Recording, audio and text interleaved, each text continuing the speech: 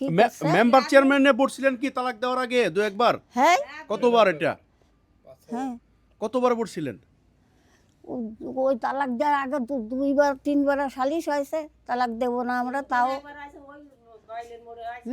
তালাক দেব না আমরা, ছাড়বো না আমরা, ও জোর করে নিয়েছে তালাক। মামুকে নিয়ে সালিশ করে করে হুমকি দেয়, আর মামুরা মানুষজন নিয়ে আসে। আপনারা কি আপনার নাতিকে ফিরে পেতে চান কিনা?